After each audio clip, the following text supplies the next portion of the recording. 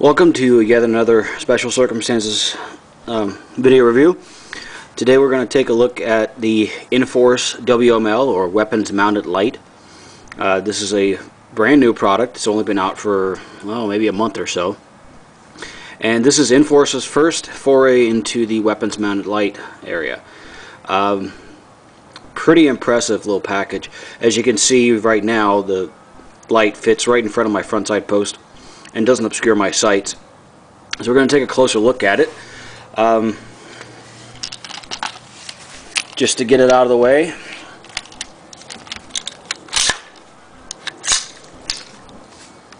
rifle is not loaded, just so we don't have anybody getting any ideas here, okay? So this is the light itself. This is a single cell light, polymer body. They're using a carbon fiber reinforced composite. Very lightweight, very compact, as can be seen. This puts out about 125 lumens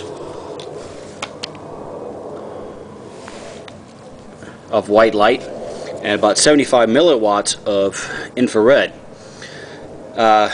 Yes, this does do both infrared and white light. So you have this little lever here on the side. Only thing you need to do to change it over is flip it like that. Dead simple. So just to make it a little bit easier, I'm actually going to take it off. I am going to show you the clamp. Clamp is very simple. It's a rocker clamp. It fits both in spec and out of spec Picatinny rails. No tools required. Turn this little thumb screw like this here. Push it. Rock it off. Simple as that.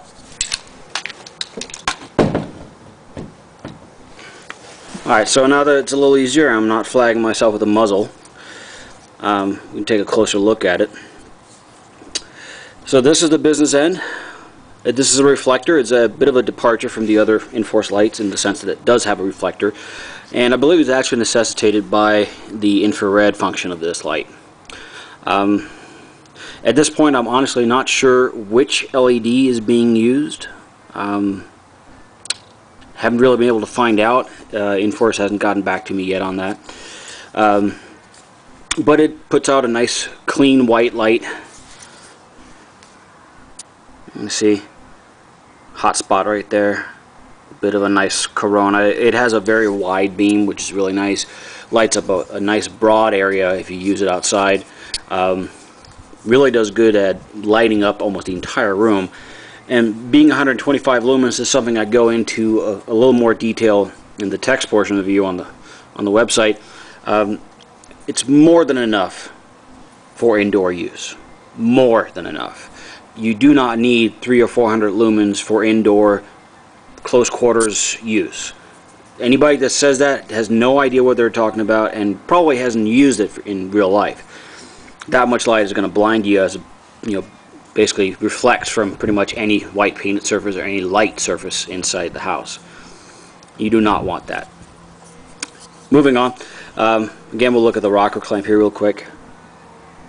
Very simple. Like I said, the whole body is polymer,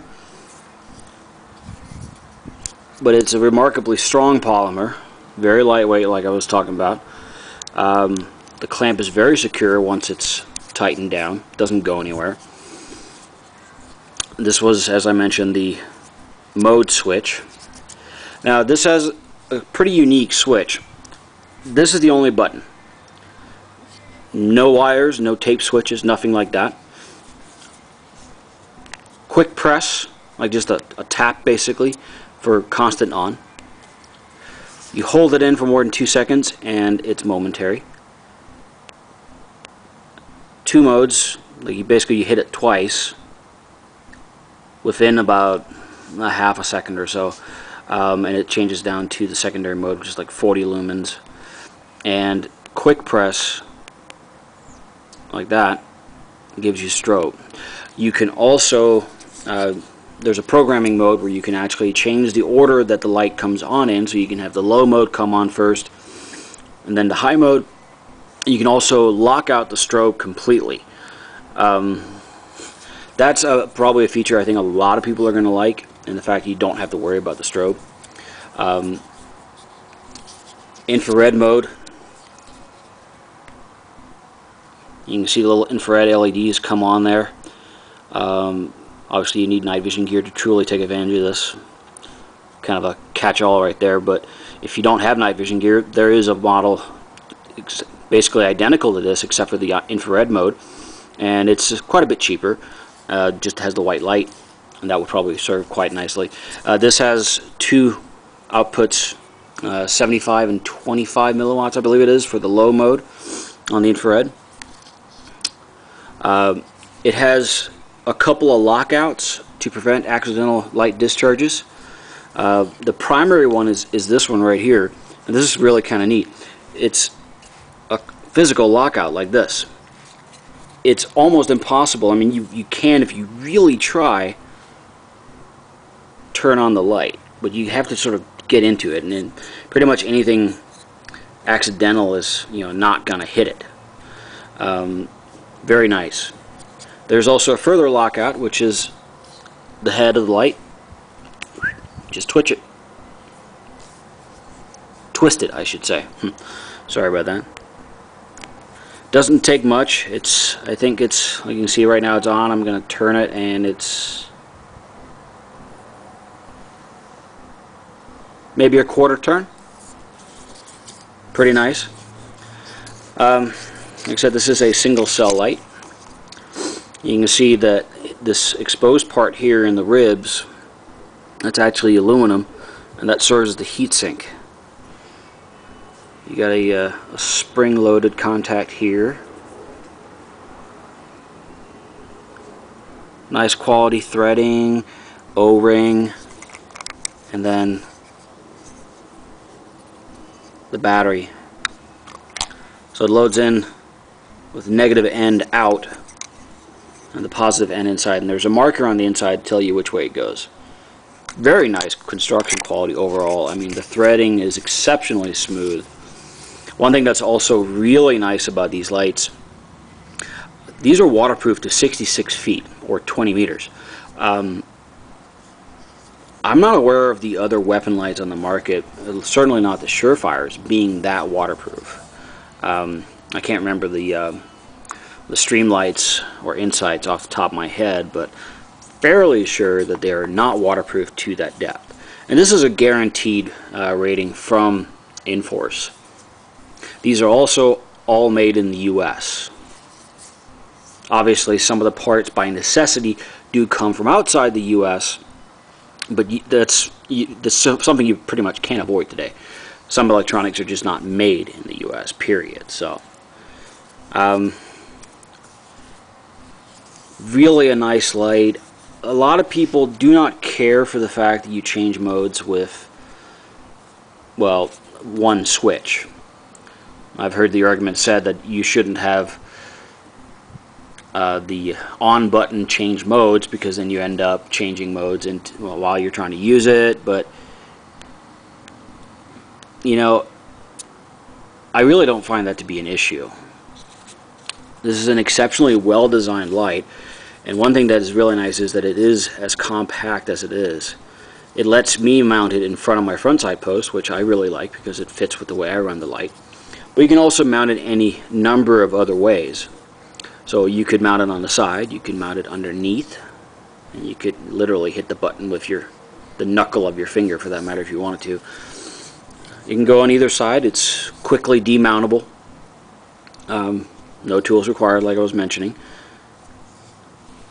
And this weighs 3 ounces with the battery. It's not going to change the balance on your weapon.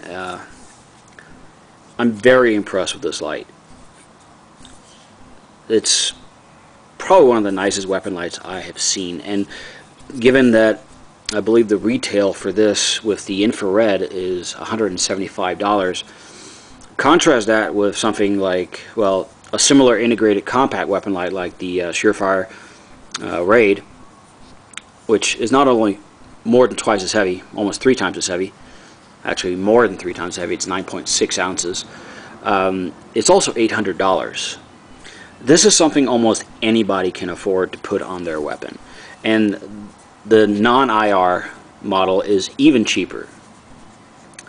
You know, it's I believe the retail on that one is like 150, give or take.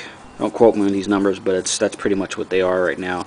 And of course, if you have access to GSA and you're a member of the military, it's even cheaper, like less than 100 for the infrared model.